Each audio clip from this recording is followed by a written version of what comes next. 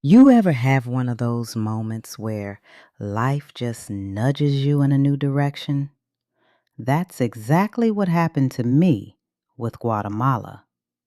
One evening, I was sitting here in San Miguel de Allende, Mexico, thinking ahead about where I might go next. My visa here will run out around the second week of January, and my closest airport is in Querétaro.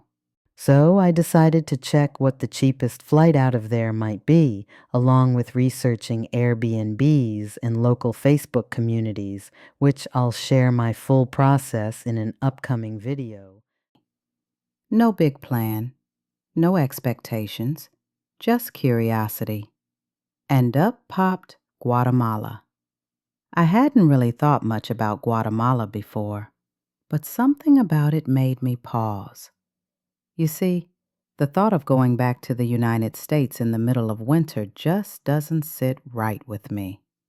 The cold, the gray, the energy, it's not where I want to be right now. Now, I do need to go back eventually to deal with my knees, and you all know that's been on my mind. But if I could just hold out until spring, I'd love to spend that time somewhere peaceful, affordable, and warm. So, that's what I'm doing. Searching for that someplace else. And right now, that search has led me to Guatemala. First impressions. As I started digging deeper, I realized Guatemala might be one of those underrated countries that people just overlook. It's smaller, quieter, and more affordable than many of its neighbors, but it offers a rich culture, kind people, and beautiful mountain scenery.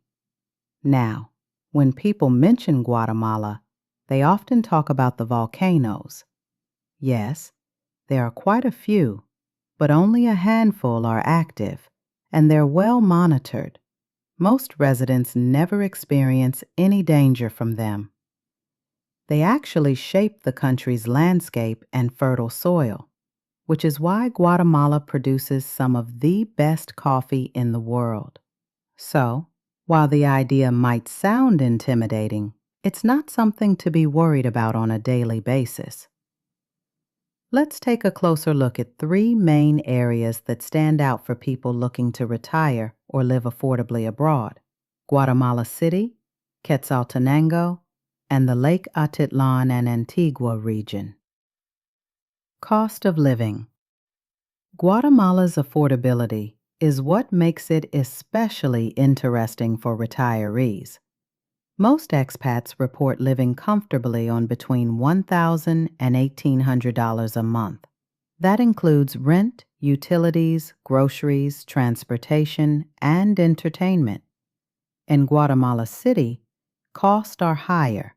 You might spend closer to $1,500 to $2,000 a month if you want modern housing and access to top medical care. In Quetzaltenango, also called Xela, rent for a furnished one-bedroom apartment can range from $400 to $600, and living expenses can be around $1,200 or less. The lake towns around Atitlán are similarly affordable. You can rent a small home or apartment for $400 to $800 a month and enjoy fresh local food for just a few dollars per meal.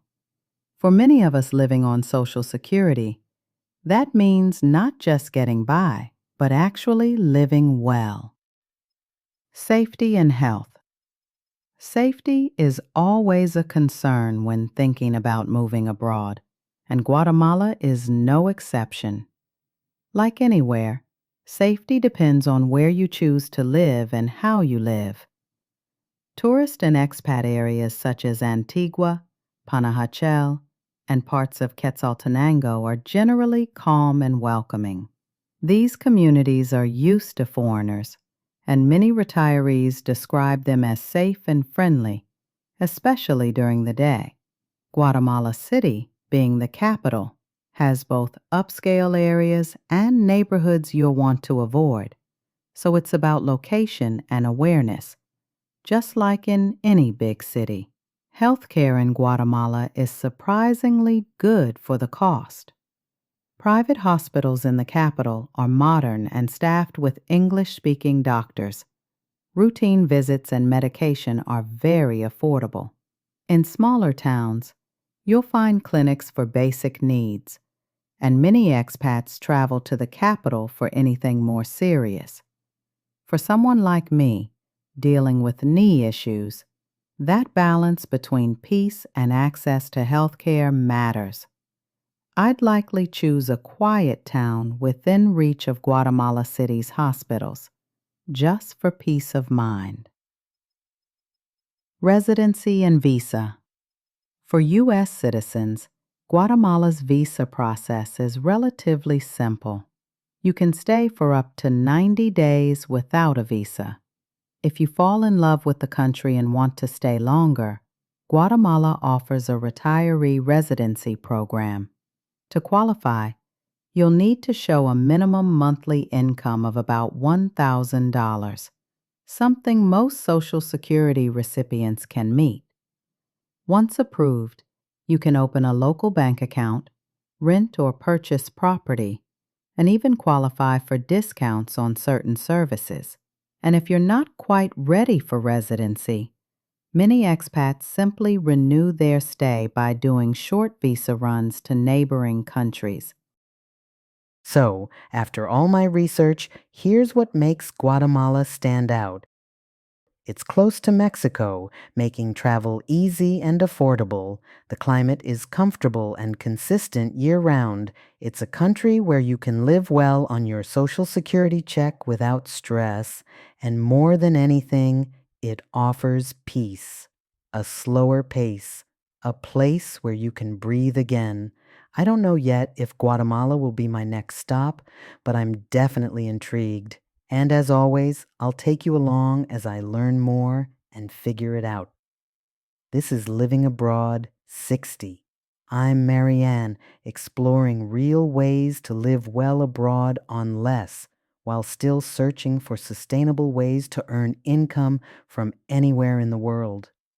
If Guatemala has ever crossed your mind, or if you're already living there, I'd love to hear your experience. Until next time, keep dreaming, keep exploring, and remember, it's never too late to start again.